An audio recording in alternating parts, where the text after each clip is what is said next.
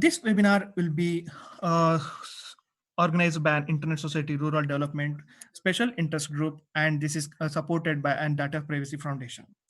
So we'd like to thank you for the Data Privacy Foundation for the complete support for this webinar on the data privacy concept. So we'll start with this concept. Now, due to the COVID-19, we are all hearing about many about the data privacy that is happening. For example, privacy concern persists over Australia's coronavirus tracking app, or else maybe so many multiple applications that may be due to the coronavirus impact. So after lockdown, so many started to make use of an applications like an Zoom, or else it may be like an applications entertaining apps like an TikTok, Hello, or it may be a Share It. So much privacy concern is going on in global level. So we would like to know much how to take care about the privacy, the personal data, and to be secure, and to know about the policies that is going on. So to know all this information, we have a very good experts here with us. So we have very expertise, the three speakers with us. So the first speaker will be Dominic. So Dominic will be the founder of the Data Privacy Foundation. So we'll start with the section without any delay. So I would like to hand over to Dominic. So Dominic, over to you. Yeah, hi everyone, and thank you so much for being online. Thank you, ISOC and Adarsh, for organizing the whole program. So I will first touch upon a few points, and then I'll request Commander Mukesh Saini to touch upon the most in-depth details, because he has been working closely and supporting the government as well. So Adarsh, just to check, are we recording the session?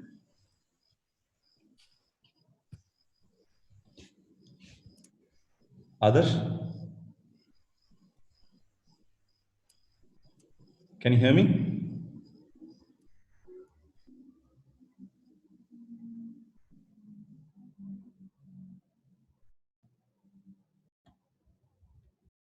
Adarsh?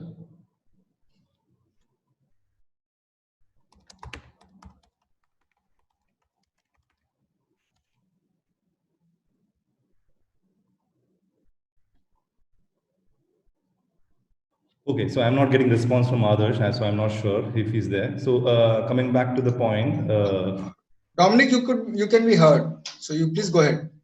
Yeah, so I just want to check if this session is getting recorded.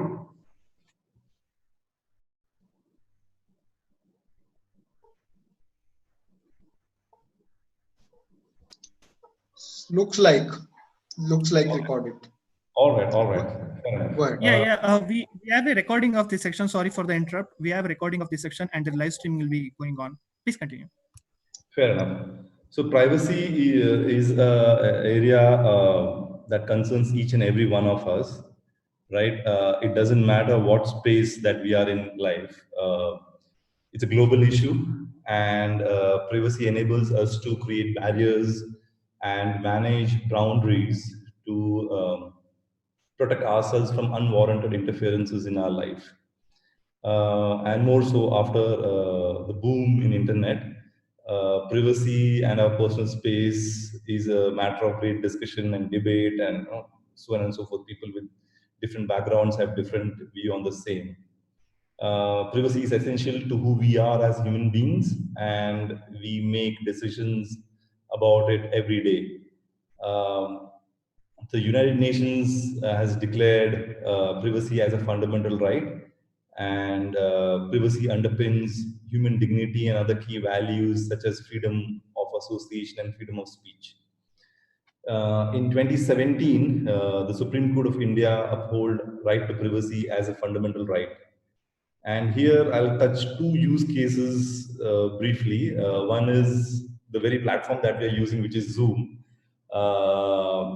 which just boomed thanks to the COVID-19 epidemic. So what's happening with Zoom currently is something similar to what happened way back in 2003 with Skype. So when Skype came around, it wasn't by any means the first voice over internet product, right, or a solution. But it worked, it clicked at that point of time, and there were tons of users. Also because at that point of time, technically you didn't have to configure any specific port and stuff like that. You just click, put in the username, password, and you are in. So it was also users who found it very easy to use it, right? The same thing similarly is with Zoom, and that's why it's becoming such a massive success story. Apart from some other factors of very well backed by the right venture capitalist and private equity enterprise. Uh, um, so there are plenty of small issues. I'll just quickly touch upon it.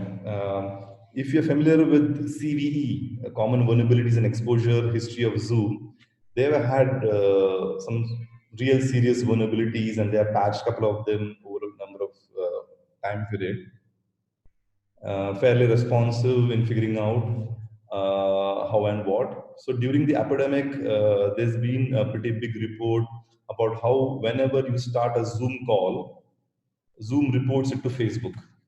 And it's funny, Commander Mukesh Saini will touch upon it because this morning we were having a long discussion on the same issue, and I've been bombarding all my friends and relatives with this, and a lot of them have gone back to Facebook and changed them settings, which is true. And also, there has been a discussion that a lot of data has been routing through the Chinese servers and Chinese internet infrastructure, right? So, should I be worried about it? Should I not be worried about it? I don't know. It's a personal call because privacy is a personal call. A lot of us use Uber or any other app where we are telling that person or that entity that I'm standing here, I'm waiting for you. This is my location. Please come and pick me up, right? Similarly, as we speak, if some of you have been tracking, there has been a case of a company called Sprinkler, which signed a MOU with the Chief Minister's office, who also happens to play the role of the IT minister, of sharing sensitive data of all the COVID-19 positive cases and analyze them, giving out reports. So nothing bad about it. The only problem here is none of us or none of the patients were ever told that we are sharing your data with an American company, and the data is leaving Indian geographical location and being processed in an American server, specifically AWS in this case, and so on and so forth. So there are a lot of loud noises and issues being created in Kerala specifically. And one tricky thing that has just come out 1 hour back is this specific company had a strategic relationship with their own client, which happens to be Pfizer.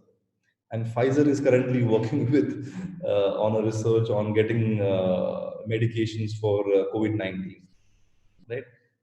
The last point is Personal Data Protection Bill 2019 is tabled right now in the Parliament as of 11 December, and we hope that it should be out in next by end of the year, hopefully or so. Right. So these are some of the points I've touched upon, and now I urge Commander Mukesh Saini to take over, and we'll also be here for any questions after the session is done. Is that okay, Adarsh, or you want to do questions right now? How do you want to do it?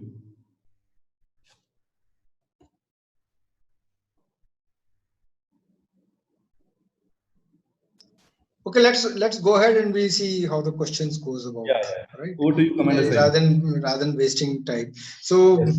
Let me thank ISOCSIG and Dominic for organizing this event. I feel this is an important event. We must get used to it. In fact, today in one of my class discussion came about, and it is realized that 2 years for converting from no data privacy regime to full data privacy regime going to be challenge for anybody and everybody. So before I touch upon the data privacy regime, let me talk about what do you understand by privacy? What is privacy? Privacy is what you want to keep. What you want to keep the things with with you. For example, privacy is what you want to tell your wife, but or your spouse, and not your friend. Or what you want to tell your friend, but not your spouse. Or let's say you smoke cigarette, but you don't want to tell your parents about it. That is also privacy.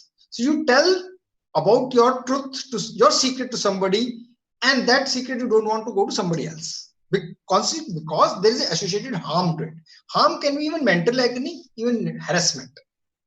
Okay, even that is a harm. So a privacy is directly linked to the harm. First thing. Second thing is the present context. Before we come to the present context of privacy, the privacy as a concept has come about with the Nazi regime, more pronounced manner. When the Nazis used the private data and tracked the citizens and took them to concentration camp and who are associated with whom, and used to investigate. So the privacy concept started between citizen versus the government. So US law is very clearly, from the First Amendment onward, is very clear and protect privacy of a citizen from its government.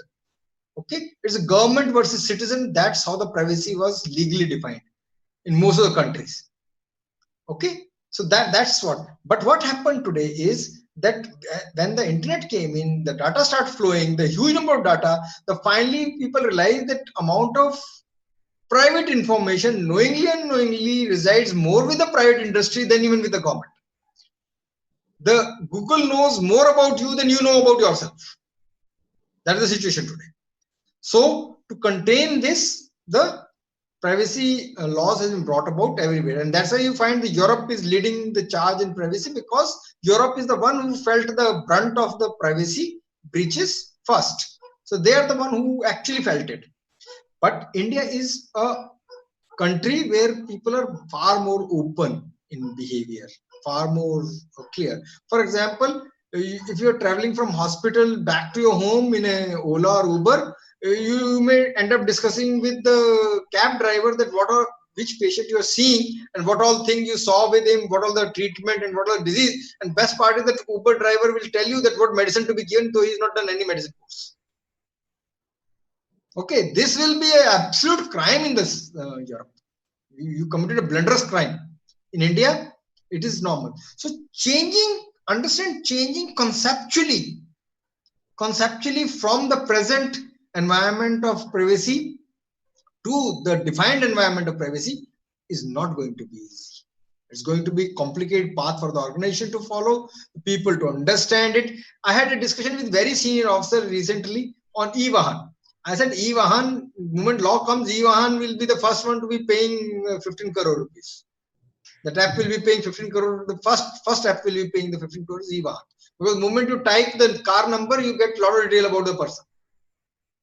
Okay, where he resides, and a lot of things, whether he took insurance or not took insurance, which company is given the insurance, whether he's done the, what all. It gives a lot of information, which is not required. Anybody and everybody can know about me.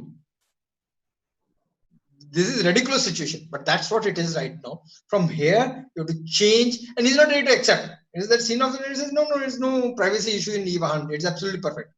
Not even grasping the scope of it.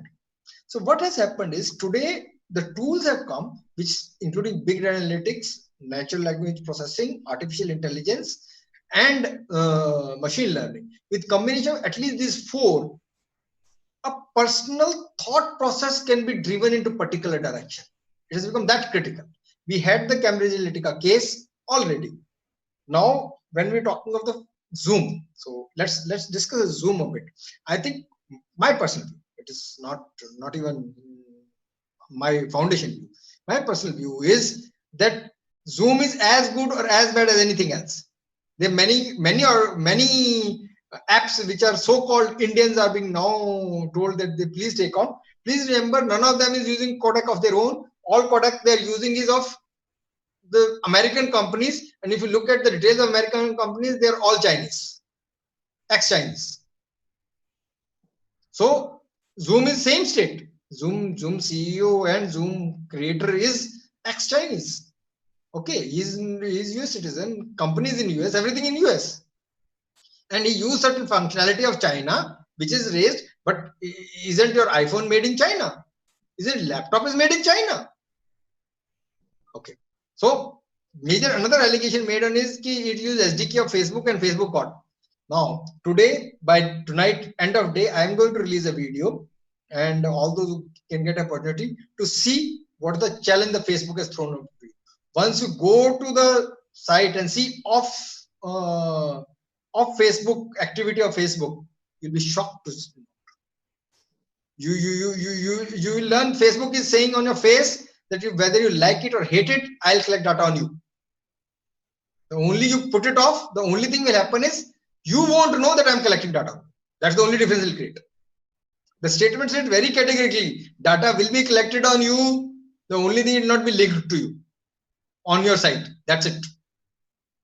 So Facebook will know the complete data about you. The part is Facebook is at least told. We don't know what the Google does. We don't know what Apple does. You know clue what Microsoft does. Okay, they're big organizations. So privacy has become important from the perspective of private agencies, and data is in the internet environment is the fuel of tomorrow or the petroleum of tomorrow or today itself. It has already become petroleum. It is driving the market. It's drive the market where direction it goes. Big analytics is the people take decision. Analytics has become a routine activity of any and every company, right? So that's why the privacy has become important. We have another challenge. We have to now tell what rights every individual, every citizen or every Indian has got, right? What kind of rights he's got, how he accesses those rights. The Indian law is at many places is different from GDPR and laws of other nations. Whether PDP of Singapore you take it, or whether GDPR you take it, or GDPR equivalent Chinese law take it. By the way, China has brought in already in 2019 a privacy law which is aligned with GDPR. It's almost ditto copy paste of GDPR. Some people may feel that China is not following. China is following for simple reason is it will lose the business to the Europe if it doesn't comply with it. So to comply with it, it has brought in its own version of GDPR. Okay, Chinese privacy law is already in force. We are still in the stage of drafting. They already brought it in. Okay, so but Indian law is dramatically different in many manners from the international law. First thing is that it introduced a term called data fiduciary, unlike data collector or data processor. So data fiduciary means, when fiduciary means a person or entity having a relationship. So there has to be, intuitively, there has to be a relationship between the data fiduciary, who is data collector is named as data fiduciary, and the data principal, which is the individual. Between individual and data fiduciary, there has to be a relationship. It's not that somebody come from somewhere and start collecting data on you. Intuitively it means that, and that's why many countries now started using this term in data fiduciary. Another change it brought in is okay. It says that please explain more in layman language. So let me put in the safeguards. So we will discuss the safeguards. Just let me quickly cover up the differences with GDPR, and then we come to the individual personal safeguard, because that's what's affect everybody. So next important issue which difference it created is the new law, which is different from Sri Krishna committees, exempted certain government entities from following the law. Remember my statement that initially the privacy has come between a relationship between citizen and the government. Now government has put totally out of it. So that is another important aspect which we must know, that the GDPR and Indian law differ in many count, and the government has decided to keep certain of its agencies and law enforcement entities out of the law. The very people who should be under this tighter control has been exempted, and Justice Sri Krishna is not happy at all about it. Okay, so let's see what happens. But the government itself have realized this problem. Government have realized the problem. That's why you see what happens is the bill came in the parliament on 11th of December 2019. But on 10th December 2019, the law minister, Minister of Information Technology got up and said we are bringing the law tomorrow, but we are sending it to JPC. So it's already preempting anybody raising a noise about it. Then it end up creating a JPC which is far bigger than normal. A normal JPC is presently under Shashi Tharoor. Okay, consists of far lesser number. This has got a huge number, 30 people, 20 from the Lok Sabha and 10 from the Rajya Sabha are the member to it, headed by Mrs. Meenakshi Lekhi. She's heading the Joint Parliamentary Committee, right? And let me tell you, my interaction with the JPC members have shown that they're working very hard onto it. Till the COVID came in, till that time interaction took place, they were working very hard, almost 7 to 8 hours a day. So there's a lot of activity. Now let's look at what all the rights you people have it, or we people have it, as not only citizen, anybody who is inside the India. So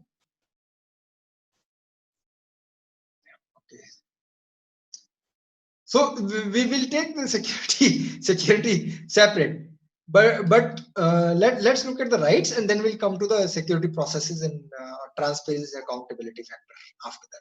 So your right includes, first is your right to know whether somebody is collecting data. That's the primary right.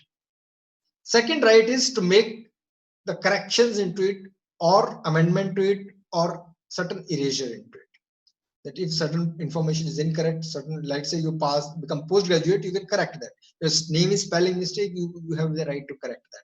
Third thing is related to portability. That means if you are using this particular bank and you want to carry your data to some other bank, you will have the portability, or the way you have it today for the telephone numbers. So you can try portability. The portability rights are there. So you will carry the data in an electronic form, because the whole data on you is collected in electronic form, and interaction is with the machines alone, the machine readable format. So hence it will be given to you in machine readable format. Of course, certain limitations and other things are there.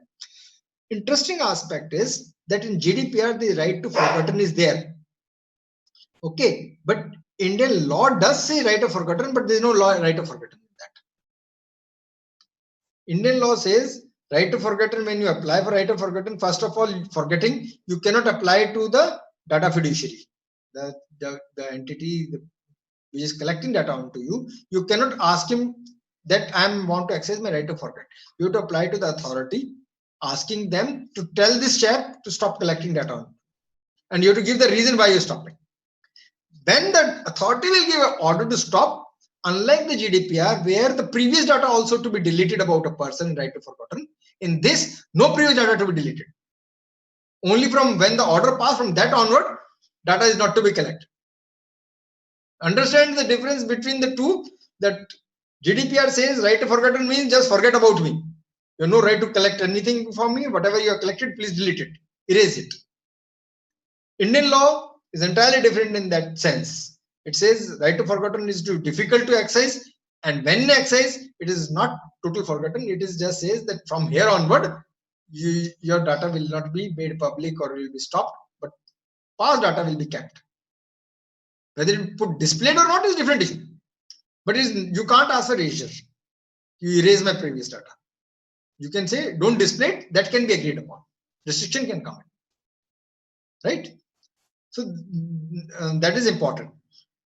Another thing is that the punishment associated with it is the legal penalties and the compensation associated with these penalties are 15 crore and 5 crore. In case of 5 crore, it is 2% of your overall things, and it is related to only significant data fiduciary where there is not appointed DPO, where is not registered, where is things like that. But in 15 crore, the major issue is that if you not follow the security safeguard, then it is necessary for you to be penalized for that action of not following the safeguard. Now, issue comes is there's so many other issues are associated with it. How to transparency measures like privacy by design. The law, another thing which introduced in this law, which is not there in GDPR, is a methodology of certification and trust certificate. So there are two kinds of certificate. One certificate is related to privacy by design certificate. So any company who has built in the privacy that it obviously and naturally includes security, built from the start, from the scratch in every by design, then it is certified. The authority will certify such a data fiduciary. One. Number two is, after an audit has taken place and compliance is seen, the parameter will be laid and the trust score will be given. So you will be given 5, 4, 3, like they may be star, or I don't know how it will pan out finally, but trust score will be given. So the company is allowed to display the trust score. Once trust score is shown on the website, you will know that how much to trust this organization, not to trust this organization. Okay. Facebook is going to be shocking today. I'm telling you, it will be going to be very, very shocking to everybody who will actually go through the things. I find that Zoom is a very small criminal. I don't know whether government will be able to get the guts to use the same yardstick on Facebook. I don't think so, but appears to be the case. They will not use the same yardstick. Even not 10% of that yardstick what they use on Zoom to ban it. Banning is which restrictions? Yes, banning is one thing which is not easy to execute. And if they banned it under a certain yardstick, I hope they apply the same yardstick on Facebook now. I don't know. So this is an important facet. There were offenses involved. Now, offense was there. 3 offenses Chief Commissioner Committee has mentioned, but the present law has only 1 offense left. Okay, the offense is that if somebody has de-identified a personal data and anybody unauthorizedly re-identifies it, then it amounts to an offense.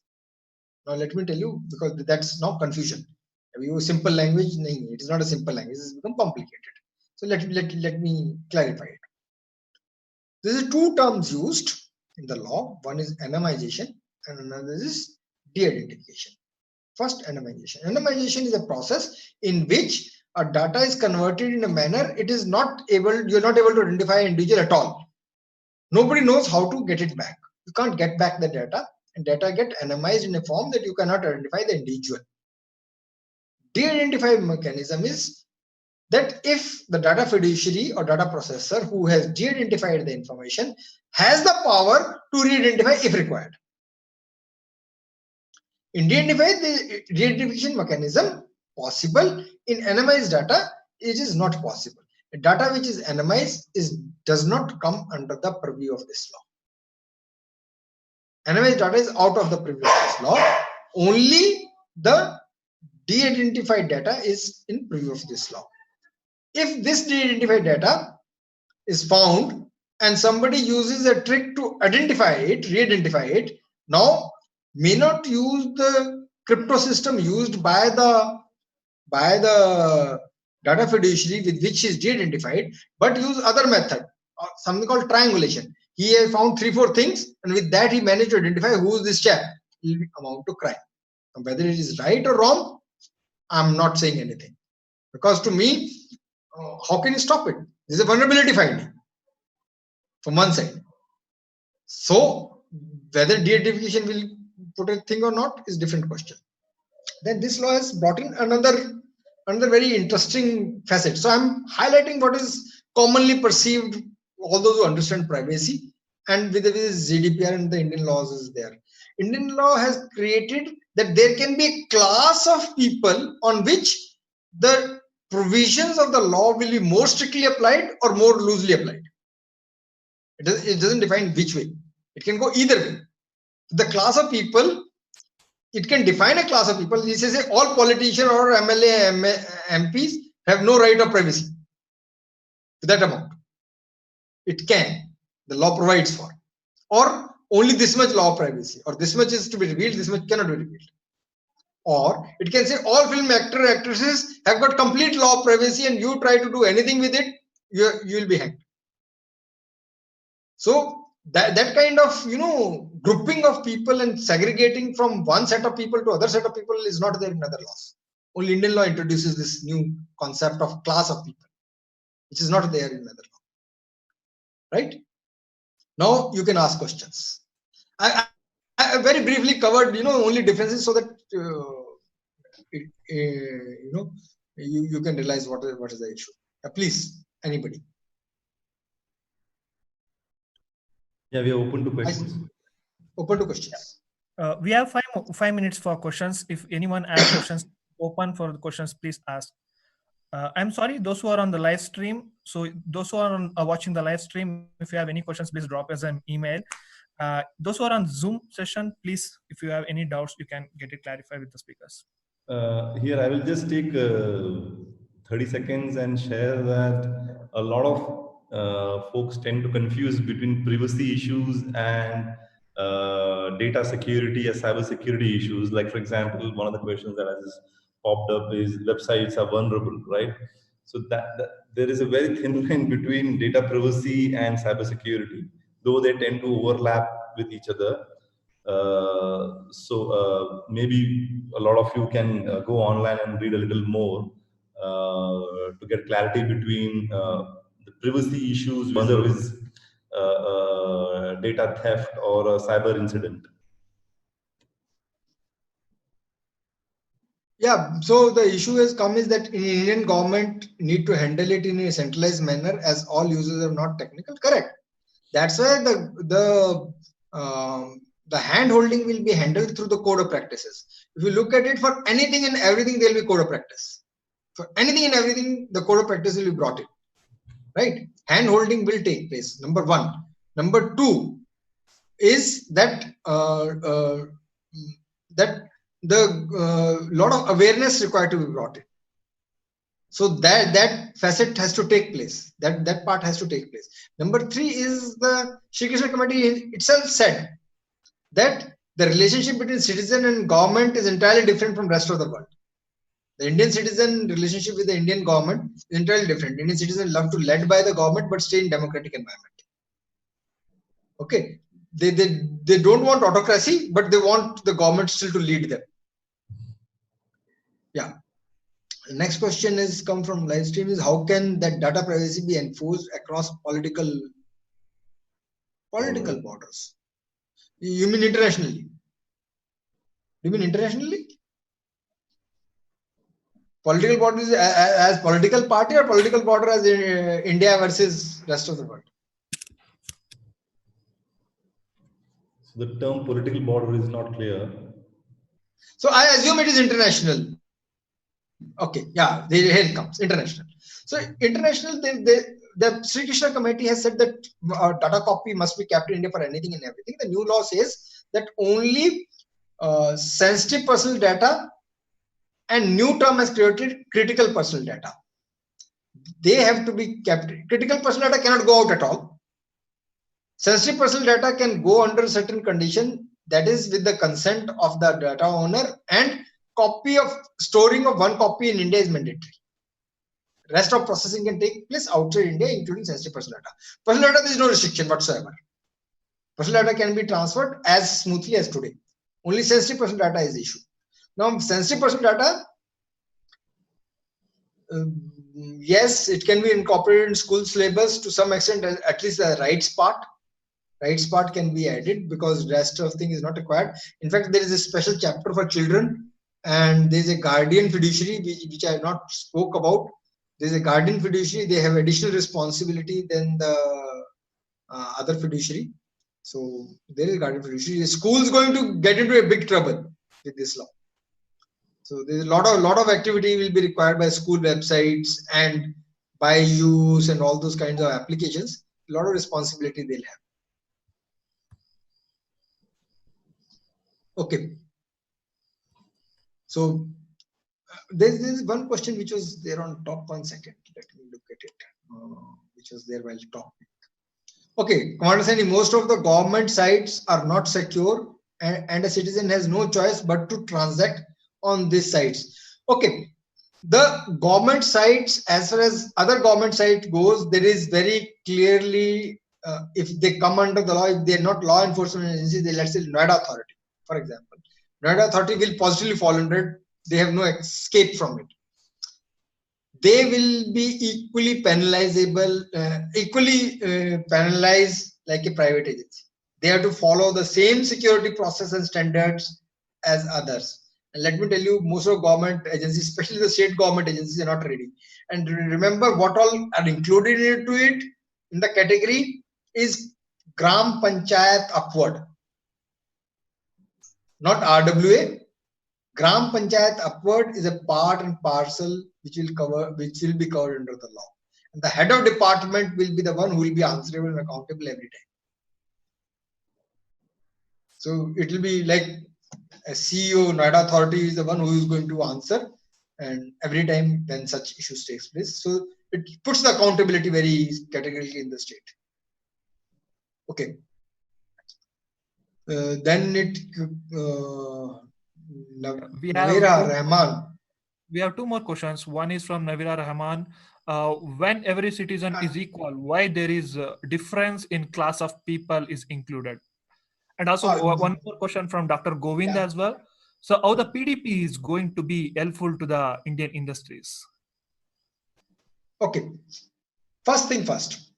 So we have no clarity why the government has done it, but probably because of electoral processes here, they have done it, because otherwise what will happen is a lot of people will hide behind this privacy and corruption will get also hidden accordingly.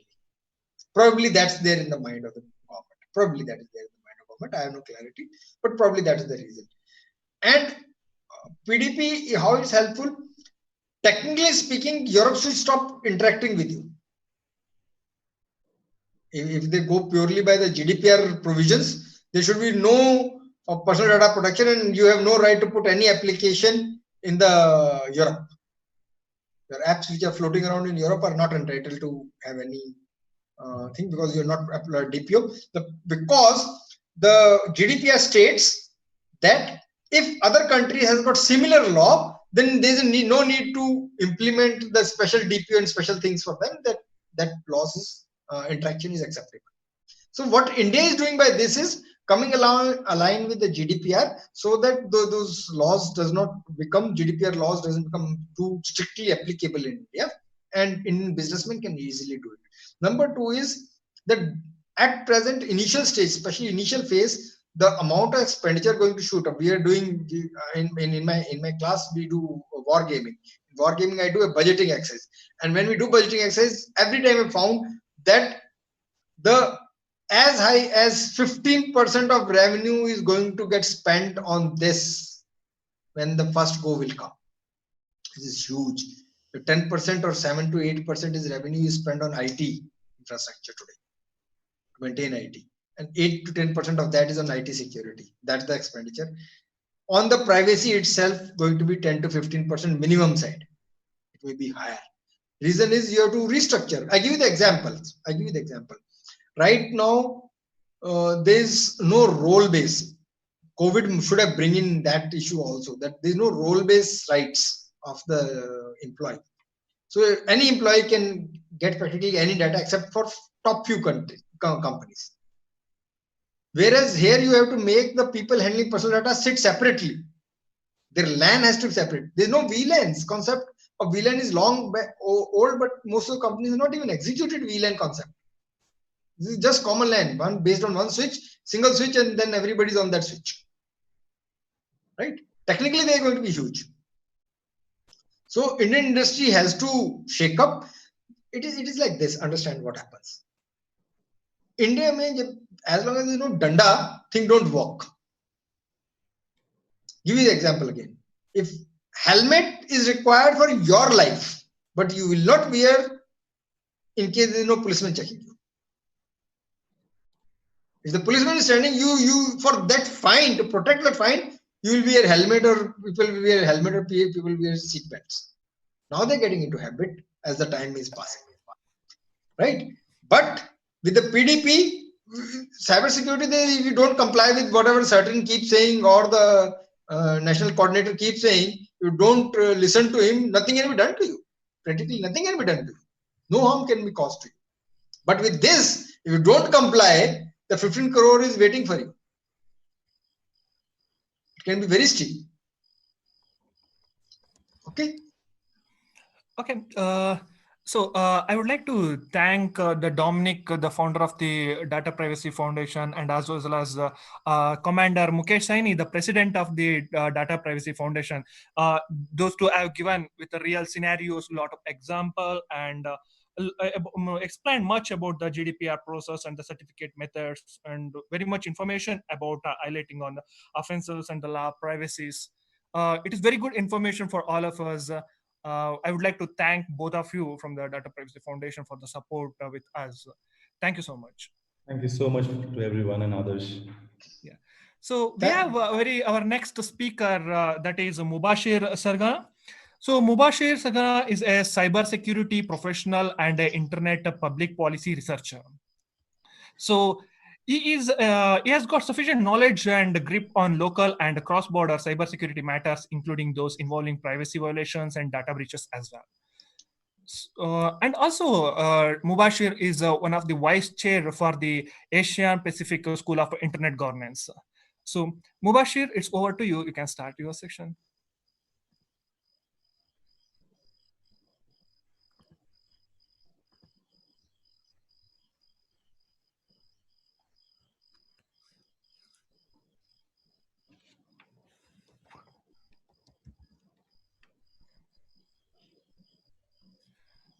Mubashir, you are not audible.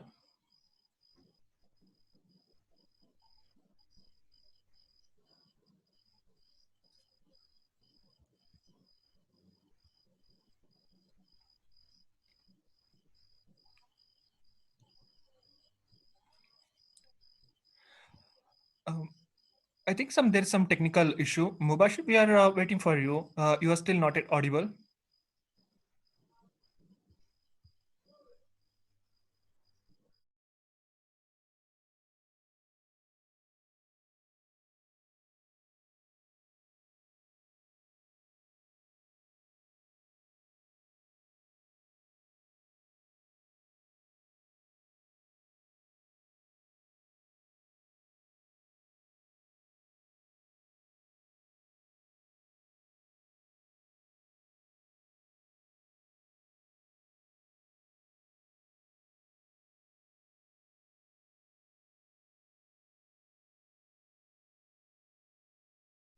I would like to continue.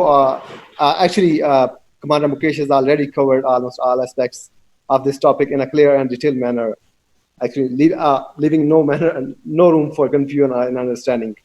I will just continue while seconding his thoughts, what actually he shared. Data is actually money, as he said, like oil.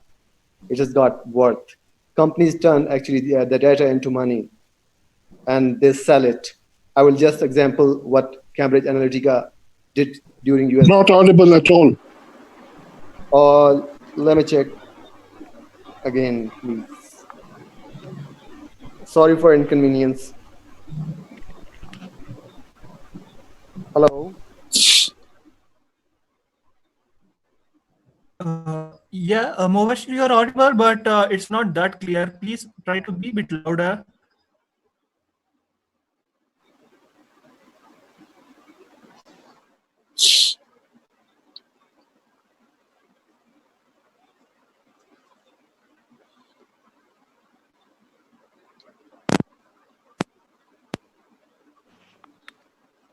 I think there's some technical issue with my mic, I think.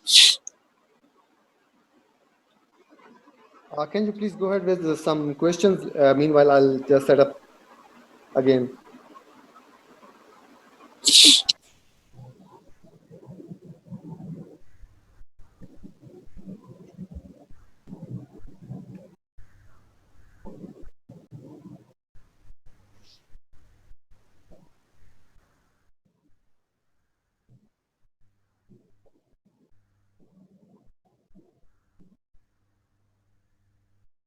Hello?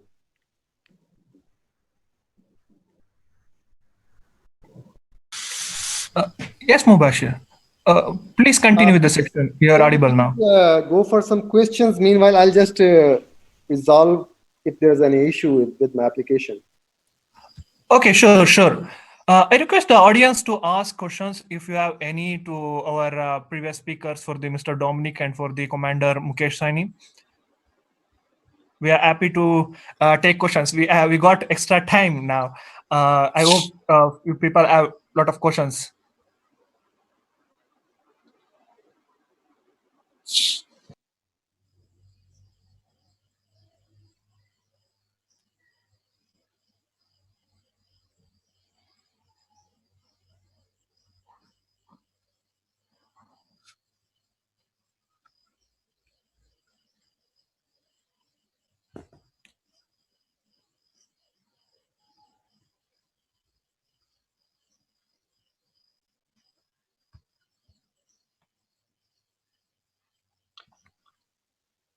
Hello.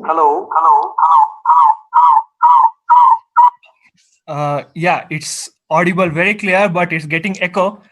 Okay, I have just muted the audio of my computer. Okay, that's cool. This sounds very good now. Yeah, please continue. Okay, sorry everyone. I just said that Commander Mukesh has explicitly covered the topic and explained almost everything related to this topic, legal aspects, and also the basic details about the concept and idea. As he said, data has got value. It's like oil. Yes, data is money. Companies actually turn data into money. I'll just example what Cambridge Analytica did during US elections. They actually sold the data of Facebook users to US government, or I mean the contesting party. We all have been exposed with the fact that so much of our personal information has been systematically harvested for years and years. And we didn't have any clue how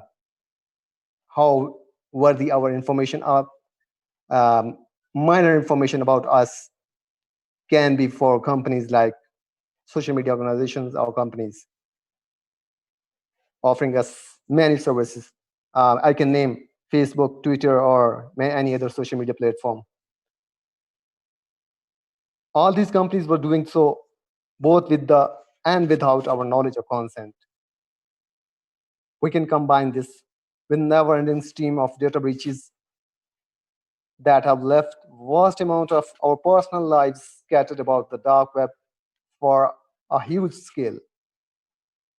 I mean, almost all of you would know that we can get almost anything, I mean it, anything with the money from the dark web. There are people selling information and data about us. They can actually, they buy information or data and they also steal.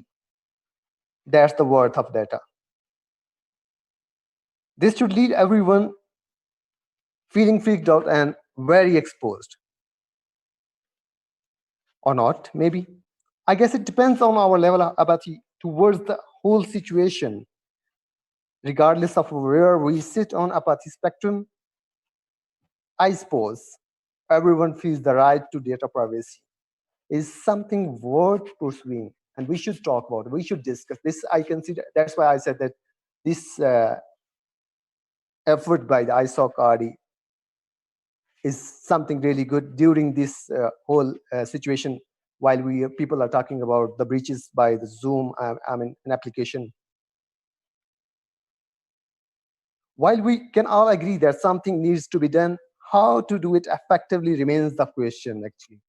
Talking about GDPR as first major attempt as a political body to legislate rules to lay out how corporates handle data of European citizens. Commander Mukesh has rightly explained the legislations done over there in India. There are some legislation done here locally in Pakistan, and we can see legislation around the world regionally or maybe at the country level. Efforts are there, but the question is about how we implement all those acts and legislations. The spirit of any legislation is undermined by the realities of implementing the remedy, actually. Data privacy is actually simple, very simple. It's to protect the right to data privacy of all sovereign individuals, meaning I should know exactly what you are collecting for what purpose. Better yet, if I want my data back from you, I can easily request that with reasonable assurance that you have not kept a copy and will not immediately start collecting it again if I stop your any of whatever I allowed you to do with my data. It's easier to say than doing it for corporates, big giants. But it should be done. It should be done, and it should be actually kept in mind by their leaderships, just to make sure that their users, their subscribers are what they are working on. I should say that the only question right now at this stage is, how do we put the genie back in the bottle when it has been free for so long? In Hindi or Urdu, like we say, जिन को बोतल के अंदर बंद कैसे करना है फिर से? It's easy to say, but no one knows the answer, because it's like चूहे बिल्ली का खेल. Yes, governments and organizations put in efforts, invest money to protect the data of citizens, to protect the data of users. And bad guys are over there after that data. They want to use it. It's about the awareness that we can do, we can spread, we can work on within our communities. We actually didn't care until those, I'm talking about bad guys, they cared. They know, they came to know about the world. I thank ISOC and the leadership and all those organizers who decided to go for that. And I'm okay, and I'm available to respond to any of questions about the idea, concept, because almost all aspects have been covered by Commander Mukesh. If there is an ambiguity or an understanding or about anything, I'm here to respond. Thank you. Thank you so much, Mubashir, for the information. So we have a question here from Umar Nimas. So the question is like, do we have a mechanism in place to destroy or delete data if requested specifically to do so? Is there any possibility like that? If I talk about the Google, if you're a Google user, I mean, you have got an email, Gmail ID, email address, you can ask Google about your data since the time you created your email address. Yes, there are some rules set by these service providers that you can ask them to provide.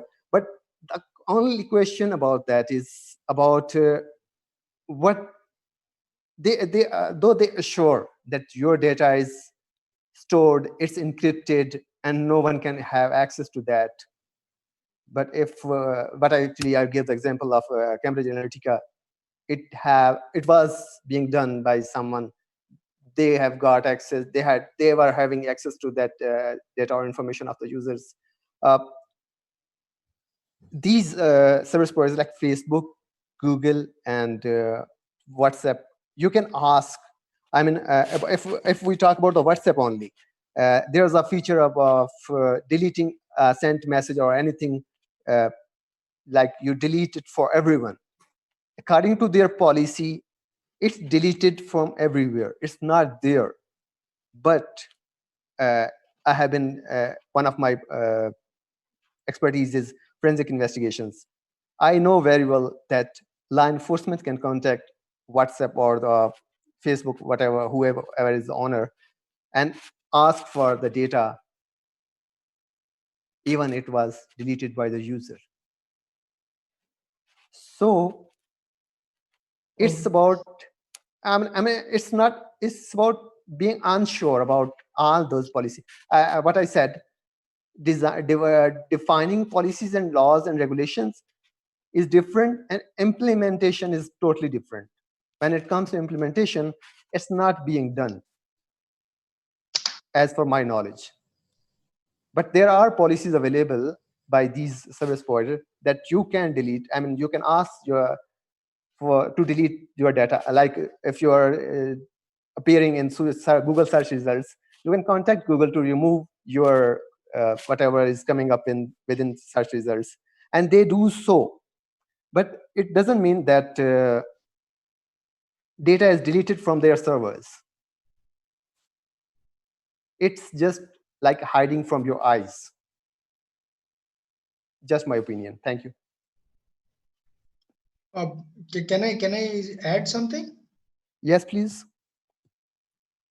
The question I understand is basically from the perspective that if I am the company who's handling the private data, can I have a mechanism or tool or technology where if told to delete data, I can delete all the known data about that person? That's my understanding of the question. If that's the question, then there is something called information rights management. If you implement it properly, then your data is always under your control, wherever it may be. Whomsoever you may have given for data processing or to anybody else, you'll always have positive control over your data if your IRM, information rights management, is properly executed. So technology wise, it is feasible to do that, but whether somebody is interested to do that or not is a different question altogether. Yes, that's true. So here I see a question from Shobhas, and the question is, what are the measures that can be taken by us in our personal devices to keep our personal data safe? So primarily, the usual standard operating procedure and best practices is use original software, make sure you have a good antivirus and it's updated, all the patches as and when it comes in. Please be proactive to update it regularly. And if a lot of you are on social media, then I personally urge you that please go to the settings and check each and every tab, specifically those under the privacy and security tabs, and make sure that only your friends and known folks have access to the photographs and other sensitive personal information. And it need not be open to the whole wild world, right? So these are some of the basics, and the rest, I think, is common sense. But yeah, Commander Saini, if there is something else that you can add to it. So in a private devices, there's a tool available where you can, in the settings, you can go and say which app is allowed which information. If you do not allow that information, it will not go out, at least to anybody except the device owner. So if the MI is providing a device, MI will still have access to your data because the precondition is that. So that's how There's it another is. question here saying, is there any methodology to classify data according to risk in companies? The answer is yes, but beyond the scope of explaining that methodology. IRM you implement, it will have the classification tool built into it. So you implement that, it will be much easier. Much easier. Is there any other questions? Adarsh? Yeah, so please let us know if there are any other questions. We have 3 more minutes.